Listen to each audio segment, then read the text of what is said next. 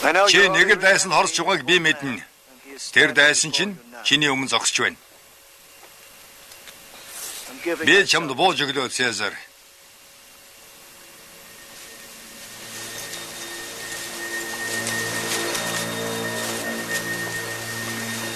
Манай эмэгтэйчүүд бидний төлөө амиа алдсан. Би чамд өөрийнхөө амийг тушааж, дайсныхаа амийг гуй.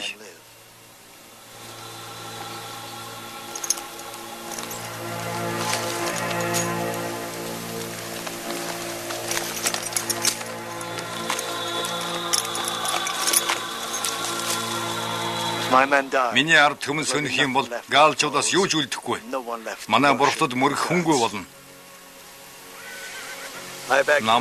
Наманчлан гуй. Миний ард түмнийг боол болгон авч амьд үлдээгэж сөхрөн гуй би.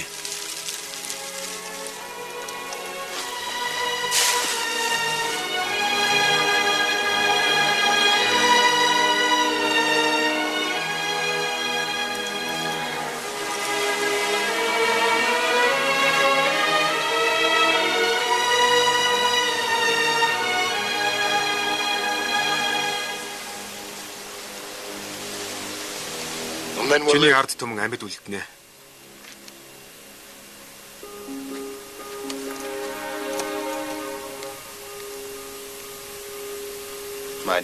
Хайрт эхнэр минь ээ. Одоо дахиад жаахан хүлээдэ. Одоохондоо би очиж чадахгүй нэ. Ромд бидний гэмт хэрэгтнүүд хэмээн ялалсан тул би өөрийн нэрийн өмнөөс үгээ хэлүүлэхээр Марк Антонийг явууллаа. Над чиг их зэрэгтэй хэн боловч Ром руу 50 замаар орж байсан удаагүй юм билээ. Тийм болохоор би ч гэсэн очиж Ромыг эзлэн авна. Би Ромд хэрүүл тэмцэл биш, ялалт аваачна. Харин энийг Сенат төвчихгүй нь лавтай. Төрөвхөн суулна. Ром руу их зэрэгтэй орж ирээд их зэрэг Рубикон голыг гатлах ёсгүй гэсэн Ромын ариун хуулийг уланда гიშгсэн билээ. Тэр цус тэрглалаас бид ямар ч сургамж аваагүй юм гэж юу? Цэзэр Ромын тусын тулд хинээс ч их юм хийсэн. Тэгэхэд та нар ачийг яаж хариулах? Консул хэрэгэм тушаалын ямар ч тайлбаргүйгээр хураасан бидтэй. Тэр эзэнт гүрний газар нутгийг тэлж 2 дахин их болгосон. Тэгэхэд та нар зэвсгийг хураах гэж байдаг. Гэмт хэрэгтэн гэвэл Цэзэр биш. Гэмт хэрэгтнүүд бол Сенат. Сенат ард түмнийг төлөөлж байдаг. Сенат өөрийнхөө ашиг сонирхлыг хамгаалж байдаг. Суулла яг ингэж ярьж байсан юм. Тэгвэл Суулагийн зөв байж. Гэхдээ Суула Цэзэр хоёрын ялгаа харааж ярвна. Суулагаас ард олон айдаг байлаа. Хайр Цэзэрт хайртай. Чи даанч мэдэхгүй байна. Ард түмний сэтгэлийг.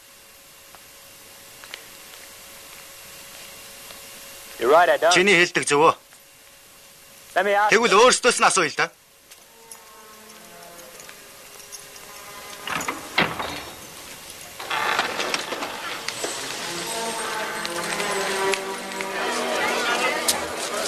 Ромын иргэдээ Цэзэр та бүхнээс нэг зүйлийг асуулгаж байна. Тэрэнд та нарын саналыг мэдэх нь чухал байна. Та нар саналаа хэлцгээе.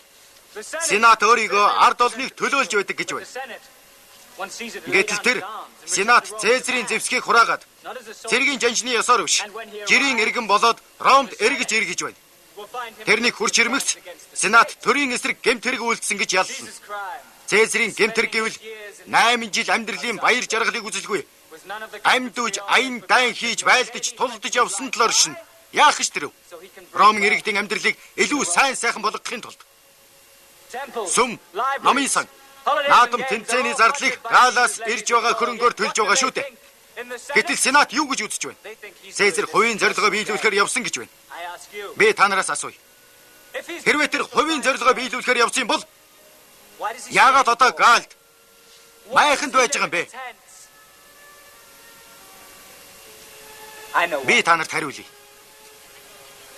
Цэзэр биднийг илүү сайн сайхан амьдраасаа гэсэндээ л тэгж яваа юм. Энийг яах вэ?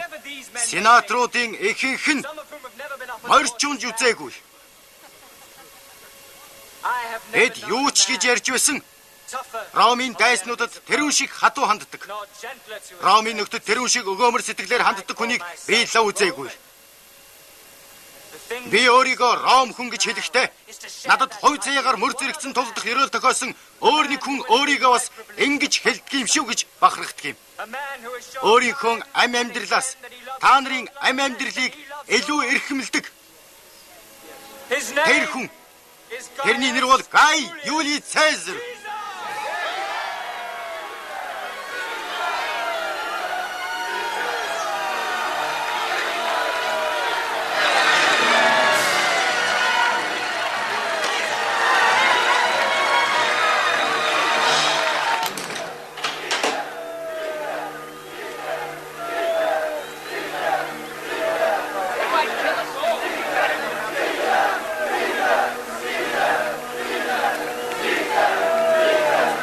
Үүсгэн хийхгүй бол болохгүй Помпей. Цезар өнөө маргаашгүй Ромд орж ирэх гэж байна. Би тэрний ихийг хүлээхгүй. Би цэрэг дайчлаа. Бид өрсөж дайрна.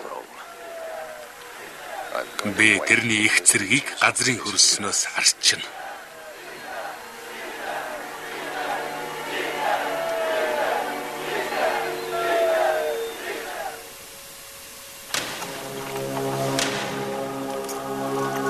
Бидэнд хоёрхан зам байна.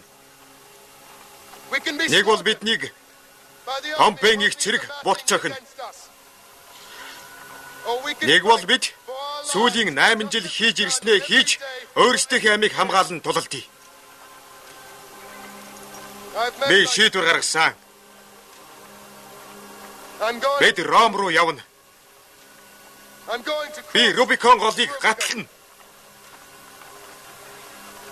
Надтай хамт хэн явах вэ?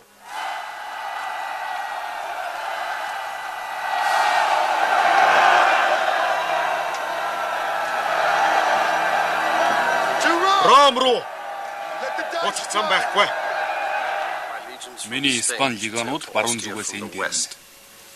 Өмнө зүгээс фракчууд ирнэ. Дорн зүгээс македончууд. Цезар Ром руу дөхж яваа гинэ. Тэр хол явна. 2 өдөрчин газар. Арай үгүй байлгүй дээ. Надад Библиэд гэж хэллээ. Цезар Рубикон голыг гаталж гин. Бид Ромыг орхин явахаас өөр аргагүй боллоо. Зэрэггүй бид хотоо хамгаалж чадахгүй. Бид Грект очиж тэнд хүчээ хоримтлуулна. Тэгээд дараа нь Ромд багтан хурж ирээд дараа давна. Бид хожимдолгүй ирвэл сенатын босгон дээр хэвтэх нөхдийн цогцсыг үзэхгүй биз.